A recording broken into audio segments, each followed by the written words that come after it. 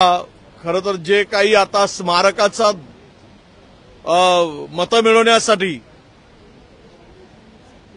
जो फंडा वापरला जातोय, अरे छत्रपती शिवाजी महाराजांचा स्मारक खुद्द पंतप्रधानांच्या हस्ते भूमिपूजन करून पूर्ण करू शकला नाही। छत्रपती शिवरायाचा अपमान केला आणि तुम्हाला पुन्हा शिवाजी महाराजांचं नाव घेताना थोडी लाजही वाटत नाही, हे खेदानं म्हणावंसं वाटतं। हे जे काही बजेट आणले गेलं यातून केंद्र सरकारची पाठ थोपटून लोकसभेला मतं मिळवती मस्त कशी मिळतील अशा पद्धतीचा एकूण या सगळ्या बजेटमध्ये प्रावधान दिसलेलं आहे। आपण सगळ्यांनी बघितलं तर या बजेटमध्ये बेरोजगारी दूर करायसाठी पुढचा अंतरिम जरी असला तर त्यामध्ये कुठेही काही ठोस अशी तरतूद नाही की या राज्यातील देशातील बेरोजगारी वाढवूनच लागली, पण राज्यातले उद्योग जे आता परराज्यात चाललेत, मोठ्या प्रमाणात उद्योगांची पळवापळवी चालली, सरास घेऊन जात आहेत, रोजगार हिरावला जातो आहे।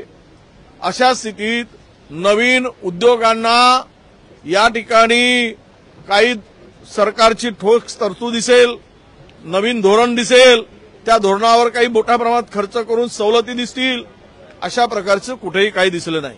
महाराष्ट्र हे शेतकऱ्यांच्या आत्महत्येसाठी एक देशातील सर्वाधिक शेतकऱ्यांच्या आत्महत्या महाराष्ट्रात होतात आणि यामध्ये कुठे दिसतो आहे शेतकरी? केवळ महिला सक्षमीकरणाच्या नावाखाली केवळ यांनी उल्लेख केला।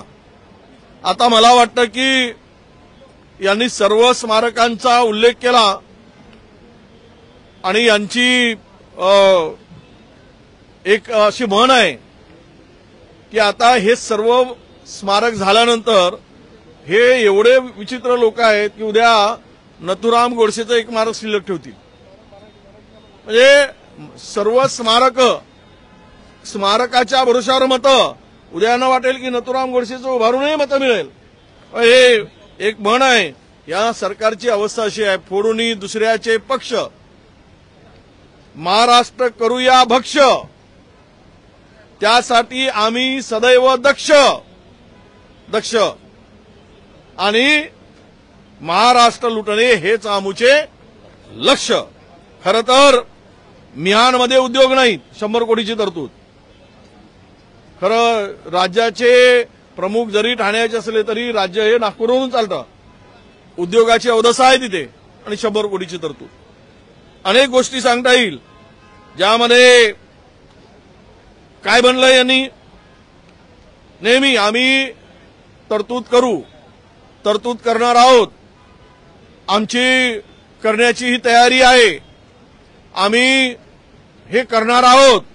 याच्या पलीकडे महाराष्ट्राच्या या अंतरिम बजेटमध्ये काही दिसलेलं नाही। महिला सक्षमीकरणाचा उल्लेख केला परंतु त्यामध्ये ठोक असं काही दिसलेलं नाही। या सर्वच बजेटची कारणमीमांसा केल्यानंतर, पाहिल्यानंतर, ऐकल्यानंतर महाराष्ट्र पुन्हा खड्ड्यात घालण्याचं काम या सरकारकडून होते आहे हे आता सिद्ध झालेलं आहे। हे तीनही मंडळी मिळून ज्या पद्धतीनं राज्याचा गाडा हाकत आहेत हे इथून स्पष्ट झालं आहे की फक्त एवढाच आता निधी शिल्लक ठेवायचा मला वाटत होतं की अपेक्षा की आता स्पेशल निधी हे ठेवतील पक्षफोडीसाठी। तरतूद काय असेल, ठोक तरतूद, पक्ष फोडण्यासाठी ठोक तरतूद असेल असं मला दिसत होतं, पण तेवढी एक तरतूद दिसली नाही, नाही तर सर्व तरतुदी यांनी केल्या।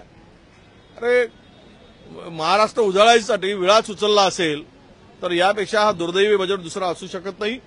शेतकरी, शेतमजूर आज बेरोजगार, शिक्षणाच्या संदर्भात अनास्था आणि त्याही पलीकडे जाऊन या महाराष्ट्रातील महिलांच्या जे काही आता महिलांवरचे अत्याचार असतील, महिलांच्या सक्षमीकरणाचे विषय असतील, यावर कुठलाही या बजेटमध्ये प्रावधान ठोक दिसलेला नाही। केवळ सत्ताधाऱ्यांनी स्वतःची पाठ थोपटून घेण्यासाठी फक्त स्मारक आणि स्मारकासाठी निधी हेच यांचा उद्देश आहे आणि त्यातून मतं मिळवणं, याच्या पलीकडे महाराष्ट्राच्या ढासळत्या स्थितीतून महाराष्ट्र उभा करणं हे कुठेही या बजेटमध्ये नाही.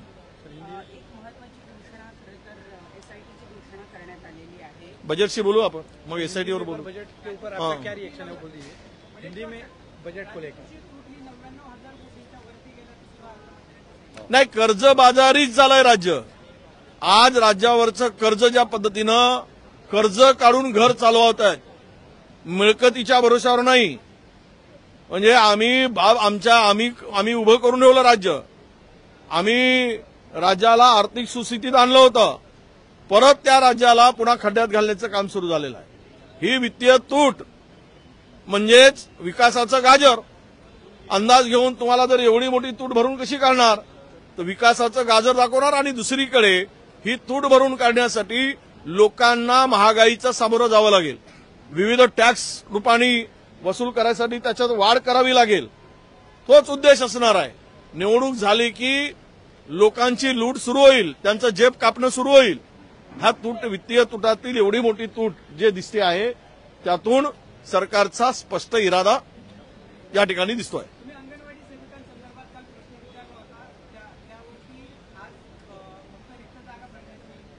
हो, मी तेच काल प्रश्न विचारला होता. आशा वर्कर आणि गटप्रवर्तक हे जवळपास 82,000 आहेत. त्यांनी डिपार्टमेंटनी 7,000 रुपये मानधन वाढीचा प्रस्ताव तयार केला, पण तो कॅबिनेट पुढे येतच नाही, आणलंच जात नाही आहे. यांची इच्छाशक्ती नाही सरकारची, मुख्यमंत्र्यांची दोन उपमुख्यमंत्री आणि एक मुख्यमंत्र्यांची. 1.25 महिना 1.5 महिना झाला आंदोलन करतायत. या महिलांचा श्राप जो आहे, या महिलांचा श्राप यांना लागल्याशिवाय राहणार नाही. त्यांचा इतका त्या महिलांना ऊन पाऊस किती सगळं घर दार सोडून, सगळ्या अनेक विवाहित महिला आहेत, त्या महिला इथे येऊन बिचाऱ्या कशाची पर्वा न करता हक्कासाठी लढतायत. म्हणजेच मला हे आता काही पहिल्याचं बजेट तर पंचामृत होतं, त्याचं पंचामृत आता अमृत कुठे गेलं काही दिसलं नाही. पूर्वीचा मागच्या वित्तमंत्र्यांनी मांडलेला बजेट पंचामृत, तो अमृताचाच पत्ता नाही. आता ह्या बजेट सर्व पाहिल्यानंतर हे विषामृत ठरू नये म्हणजे झालं.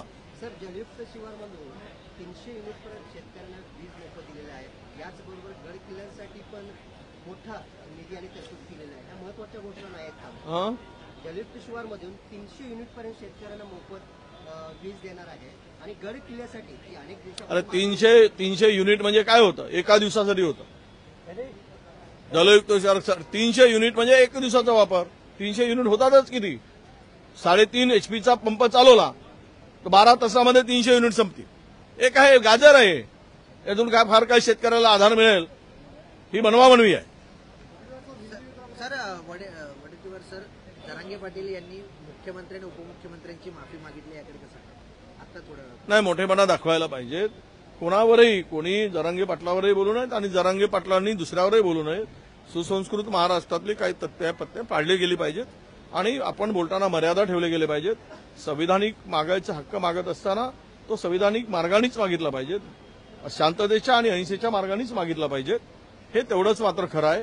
आम्ही कुठल्याही वाईट बेचिराग वगैरे करणं अशा काही हिंसक गोष्टीचं आम्ही समर्थन करणार नाही.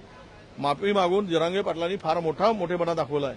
असे सत्ताधारी पक्षातील जे काही आमदार आहेत, दुसऱ्यांना आई बहिणीच्या शिव्या घालतात, त्यांनी सुद्धा आता माफी मागितली तर महाराष्ट्र मोठा झाल्याचं दिसेल. सर, बजट पे हिंदी में जानना चाहेंगे, जो आज बजट पेश हुआ है उस पे क्या? कुछ नहीं है, खुदा पहाड़ निकला चुहा, वही पंचामृत गया खड्डे में, अमृत भी नहीं मिला, कुछ नहीं मिला. जहर देकर लोगों को मारने का काम दिख रहा है.